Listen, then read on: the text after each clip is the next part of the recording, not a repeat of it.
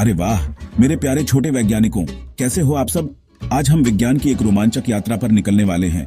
क्या आप तैयार हैं? सुबह सुबह मम्मी जब आपके लिए गर्मा गर्म चाय बनाती हैं, तो क्या आपने ध्यान दिया है? वो चाय पत्ती को पानी में उबालती है, जिससे चाय का स्वाद और रंग पानी में आ जाता है। लेकिन फिर वो क्या करती है? छन्नी। बिल्कुल सही, वो छन्नी से चाय को छानती है ताकि चाय की पत्तियां अलग हो जाएं और आपको मिले एकदम साफ और स्वादिष्ट चाय। अगर पत्तियां मुंह में आ जाएं तो मजा किरकिरा हो जाता है ना। तो पृथक्करण जरूरी है। देखो ये किसान भाई बहन, ये खेतों में मेहनत करके अनाज उगाते हैं। जब फसल कट जाती है तो अनाज के दाने भूसे और पौधे के दूसरे हिस्सों के साथ मिक्स होते हैं। अब हमें तो सिर्फ गेहूं या चावल के दाने चाहिए ना, तो इन दानों को भूसे से अलग करना पड़ता है। सोचो अगर भूसा भी साथ में पीस जाए तो क्या होगा? रोटी अच्छी नहीं बनेगी। क्या आपको मक्खन खाना पसंद है? यम्मी। मक्खन कैसे बनता है पता है? दूध या दही को खूब जोर से मथा जाता है। जैसे ये देखो, मथने से दूध या दही में जो छोटे छोटे वसा के कण होते हैं वो आपस में मिलकर बड़े हो जाते हैं और मक्खन के रूप में अलग हो जाते हैं। है ना मजेदार? ये देखो, ये है कपास का पौधा। इससे हमें मिलती है रुई, जिससे हमारे कपड़े बनते हैं। लेकिन जब हम कपास निकालते हैं तो उसमें छोटे छोटे काले रंग के बीज भी होते हैं। उन बीजों को रुई से अलग करना पड़ता है ताकि हमें एकदम साफ रुई मिले। इस काम को कहते हैं कपास ओटना। पहले लोग इसे हाथ से करते थे, लेकिन अब तो मशीनें भी आ गई हैं। अरे ये क्या? आपके पोहे या दलिया में गलती से एक हरी मिर्च आ गई। क्या आप उसे वैसे ही खाओगे? ओई माँ, बहुत तीखी लगेगी। तो आप क्या करोगे? झट से उसे निकालकर प्लेट के किनारे रख दोगे। ये भी तो पृथक्करण ही है। हम नहीं चाहते थे कि मिर्च हमारे खाने में रहे, इसलिए हमने उसे अलग कर दिया। देखो इस टोकरी में कितने सारे फल हैं। आम भी हैं और अमरूद भी। अगर मैं आपसे कहूं कि सिर्फ आम निकालो तो आप क्या करोगे? बस आमों को पहचानोगे और उन्हें अलग बर्तन में रख दोगे, क्योंकि आम और अमरूद दिखने में अलग अलग होते हैं, इसलिए उन्हें अलग करना बहुत आसान है। हमने बड़ी बड़ी चीजों को तो आसानी से अलग कर लिया, जैसे आम और अमरूद। लेकिन क्या होगा अगर चीजें बहुत छोटी छोटी हों और आपस में अच्छे से मिल जाएं? तब क्या करेंगे? जरा इस गिलास को देखो, इसमें क्या है? रेत और नमक। रेत के कण भी छोटे छोटे और नमक के कण भी छोटे छोटे। अगर मैं आपसे कहूं कि इस रेत में से नमक को अलग करो, तो क्या आप उसे हाथ से बीनकर अलग कर पाओगे? सोचो सोचो, मुश्किल है ना? क्योंकि रेत और नमक के कण इतने छोटे हैं और आपस में इतने अच्छे से मिल गए हैं कि उन्हें हाथ से पहचानना और अलग करना लगभग नामुमकिन है। तो जब चीजें इतनी छोटी हों तो उन्हें अलग करने के लिए हमें कुछ खास तरीकों की जरूरत होती है। आपकी विज्ञान की किताब में एक मजेदार क्रियाकलाप 1 दिया गया है। उसमें कुछ चीजें हैं जिन्हें हमें अलग करना है। यह भी बताया गया है कि हम उन्हें क्यों अलग करना चाहते हैं और अलग करने के बाद उनका क्या करते हैं। लेकिन वो सब थोड़ा मिक्सअप हो गया है। चलो मिलकर उस पहेली को सुलझाते हैं। देखो पहली लाइन में क्या है? चावलों से पत्थरों को अलग करना। हम चावलों से पत्थर क्यों अलग करते हैं? क्योंकि पत्थर खाने लायक नहीं होते और वो हमारे दांत भी तोड़ सकते हैं। तो हम क्या कर रहे हैं? 2 भिन्न परंतु उपयोगी पदार्थों को पृथक करना। और जब हम पत्थर अलग कर देते हैं तो उनका क्या करते हैं? हम ठोस अवयव को फेंक देते हैं। बिल्कुल सही। अब दूसरी लाइन देखो, मक्खन प्राप्त करने के लिए दूध का मंथन। हम दूध का मंथन क्यों करते हैं? ताकि हमें मक्खन मिले। और मंथन करने के बाद जो छाछ बचती है वो क्या है? वो अनुपयोगी तो नहीं है, लेकिन इस प्रक्रिया में हम मुख्य रूप से क्या अलग कर रहे हैं? अनुपयोगी अवयवों को दूर करना। और जो अशुद्धियां निकलती हैं उन्हें हम क्या करते हैं? हम अशुद्धियों को फेंक देते हैं। आखिरी लाइन देखो, चाय की पत्तियां पृथक करना। हम चाय की पत्तियां क्यों अलग करते हैं? क्योंकि हम सिर्फ चाय का स्वाद और रंग चाहते हैं, पत्तियां नहीं खाना चाहते। तो हम क्या कर रहे हैं? हानिकारक अवयवों अथवा अशुद्धियों को दूर करना। और चाय की पत्तियां अलग करने के बाद क्या हम सिर्फ चाय पीते हैं और पत्तियों को फेंक देते हैं? हाँ, लेकिन कुछ लोग उन पत्तियों का भी खाद वगैरह बनाने में इस्तेमाल करते हैं। तो हम कह सकते हैं कि हम दोनों अवयवों का उपयोग करते हैं, चाय पीने के लिए और पत्तियों को अन्य कामों के लिए। तो बच्चों, इस छोटे से क्रियाकलाप से हमने क्या सीखा?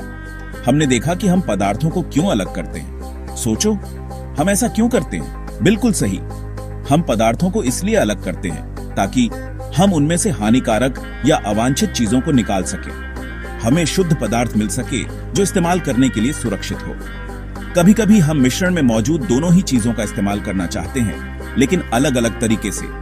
और यह भी याद रखना कि जिन चीजों को हम अलग कर रहे हैं वो ठोस भी हो सकती हैं, द्रव भी हो सकती हैं और यहां तक कि गैस भी हो सकती है, और उनके आकार और प्रकृति में भी बहुत अंतर हो सकता है। तो ऐसे अलग अलग मिश्रणों को अलग करने के लिए हमें अलग अलग तरीकों की जरूरत होती है। अब हम उन मजेदार तरीकों के बारे में जानेंगे जिनका इस्तेमाल हम पदार्थों को अलग करने के लिए करते हैं। तैयार हो? हस्त चयन, हैंड पिकिंग। देखो ये है सबसे आसान तरीका। हस्त का मतलब होता है हाथ और चयन का मतलब होता है चुनना। तो इस विधि में हम क्या करते हैं? हम मिश्रण में मौजूद अवांछित चीजों को हाथ से चुनकर अलग कर देते हैं। चलो एक छोटा सा क्रियाकलाप 2 करते हैं। आप घर से थोड़ा सा अनाज, चावल, दाल या गेहूं लाना और उसे एक सफेद कागज पर फैलाना। ध्यान से देखना, क्या आपको सिर्फ अनाज के दाने दिख रहे हैं या उसमें कुछ छोटे छोटे पत्थर, भूसा या टूटे हुए दाने भी हैं? अब धीरे धीरे अपने प्यारे हाथों से उन पत्थर के टुकड़ों और भूसे को अनाज से अलग करके देखो। थ्रेशिंग। अब बात करते हैं किसानों की। जब वो फसल काटते हैं तो अनाज के दाने पौधे की डंडियों से चिपके होते हैं। क्या किसान एक एक दाना तोड़ते होंगे? नहीं, वो इस्तेमाल करते हैं एक खास तरीका जिसे कहते हैं थ्रेशिंग। थ्रेशिंग में क्या होता है? सूखे पौधों की डंडियों को पीटा जाता है। जोर जोर से पीटने से क्या होता है? अनाज के दाने डंडियों से अलग हो जाते हैं। पहले यह काम बैलों की मदद से या डंडों से पीटकर किया जाता था, लेकिन आजकल तो बड़ी बड़ी थ्रेशिंग मशीनें आ गई हैं। ये मशीनें बहुत तेजी से अनाज को डंडियों से अलग कर देती हैं। है ना कमाल की बात? निष्पावन, विनोविंग। थ्रेशिंग के बाद अनाज में अभी भी थोड़ा भूसा और हल्के कण बचे रह सकते हैं। उन्हें कैसे अलग करें? इसके लिए किसान इस्तेमाल करते हैं एक और तरीका जिसे कहते हैं निष्पावन। निष्पावन में क्या करते हैं? मिश्रण को हवा में ऊंचाई से धीरे धीरे गिराया जाता है। हवा क्या करती है?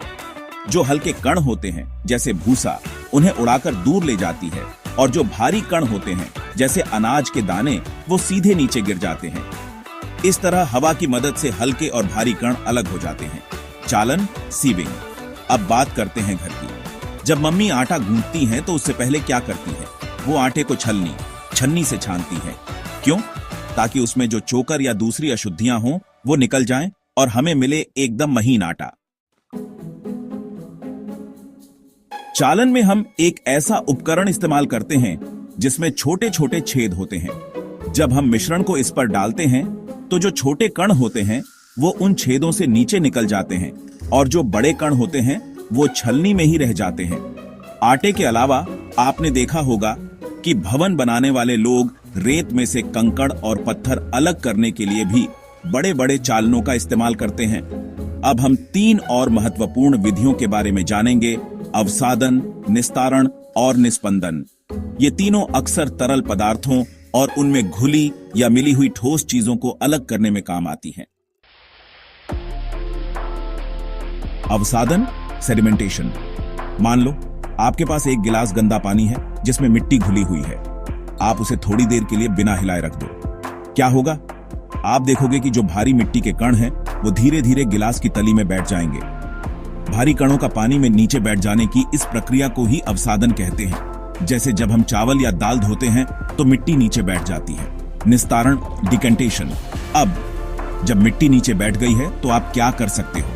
आप धीरे से गिलास को टेढ़ा करके ऊपर का जो साफ पानी है उसे दूसरे गिलास में निकाल सकते हो। ध्यान रखना, गिलास को ज्यादा हिलाना नहीं है ताकि नीचे बैठी हुई मिट्टी फिर से पानी में न घुल जाए। इस तरह धीरे से ऊपरी तरल को अलग करने की प्रक्रिया को निस्तारण कहते हैं। तेल और पानी को भी इसी तरह अलग किया जा सकता है क्योंकि वो आपस में घुलते नहीं हैं। निस्पंदन, फिल्ट्रेशन। लेकिन अगर पानी में मिट्टी के बहुत छोटे छोटे कण हों जो अवसादन और निस्तारण से भी पूरी तरह से अलग न हो पाए तो हम इस्तेमाल करते हैं निस्पंदन का। निस्पंदन का मतलब होता है छानना।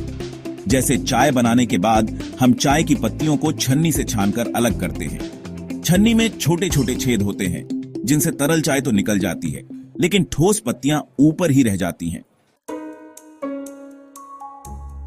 और अगर कण बहुत ही छोटे हों तो हम इस्तेमाल करते हैं फिल्टर पेपर का।